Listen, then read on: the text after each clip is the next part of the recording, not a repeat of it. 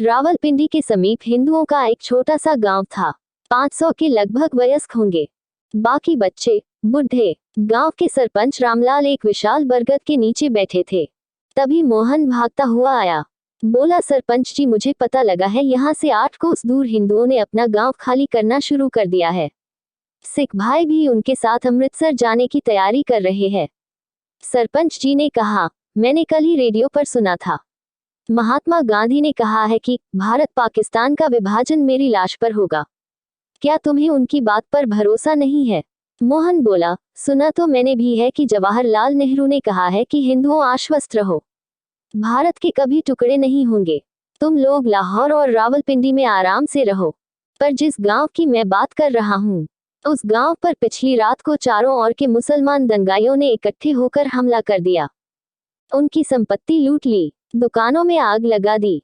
मैंने तो ये भी सुना कि किसी गरीब हिंदू की लड़की को भी उठा कर ले गए। भय के कारण उन्होंने आज ही पलायन करना शुरू कर दिया है। सरपंच जी बोले, देखो, हम यहाँ पर सदियों से रहते आए हैं, एक साथ ईद और दिवाली मनाते आए हैं, नवरात्र के व्रत और रोजे रखते आए हैं। हमें डरने की कोई जरूरत नहीं है, तुम आश्वस्त रहो। मोहन सरपंच जी की बात सुनकर चुप हो गया, मगर उसके मन में रह रहकर यह मलाल आता रहा कि सरपंच जी को कम से कम गांव के हिंदुओं को इकट्ठा कर सावधान अवश्य करना चाहिए था। अभी 2 दिन ही बीते थे। चारों ओर के गांवों के मुसलमान चौधरी इकट्ठे होकर सरपंच से मिलने आए और बोले, हमें मुस्लिम अमन कमेटी के लिए चंदा भेजना है, आप लोग चंदा दो। ननुक करते हुए भी सरपंच ने गांव से 50,000 रुपया इकट्ठा करवा दिया। 2 दिन बाद फिर आ गए। बोले कि और दो। सरपंच ने कहा कि अभी तो दिया था। बोले कि कम पड़ गया और दो। तुमने सुना नहीं 8 कोस दूर हिंदुओं के गांव का क्या हश्र हुआ है? तुम्हें अपनी सुरक्षा चाहिए या नहीं? सरपंच ने इस बार भय से 70,000 इकट्ठे करके दिए। 2 दिन बाद बलूच रेजिमेंट की लोरी आई और हिंदुओं के सभी हथियार, यहाँ तक कि लाठी तलवार सब जमा कर ले गई।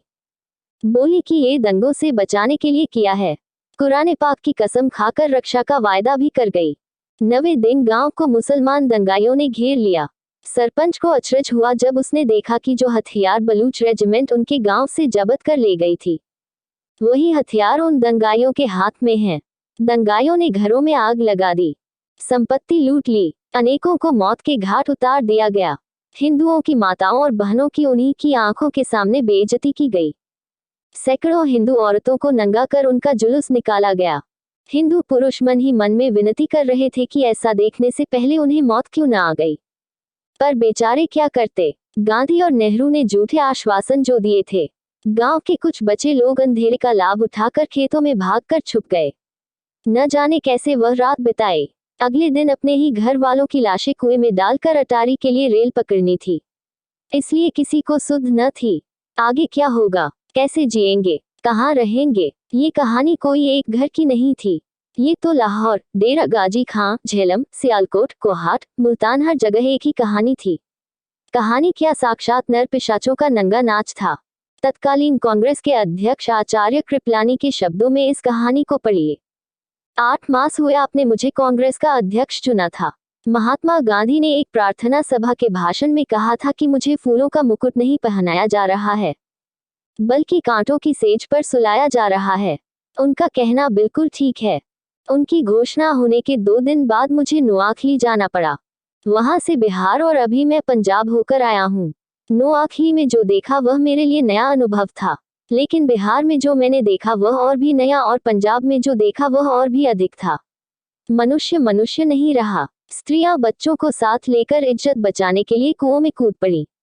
उनको बाद में उससे बचाया गया। पूजा के एक स्थान में 50 स्त्रियों को इकट्ठा करके उनके घर के लोगों ने उनको मार दिया। एक स्थान में 370 स्त्रियों और बच्चों ने अपने को आग को भेंट कर दिया है। आचार्य कृपलानी। यही सब श्यामजी पराशर ने पाकिस्तान का विश्व वृक्ष में लिखा। यह नवंबर 1947 का संस्करण है, जो कि राष्ट्र निर्माण ग्रंथमाला, दिल्ली, पृष्ठ 42 में है। दुरात्मा गांधी और नेहरू जो पहले कहते थे कि पाकिस्तान हमारी लाश पर बनेगा, अब कहने लगे कि हमने देश का विभाजन डरकर नहीं किया। जो खून खराबा हर तरफ हो रहा है, उसी को रोकने के लिए किया। जब हमने देखा कि हम किसी तरह भी मुसलमानों को मना नहीं सकते, तब ऐसा किया गया।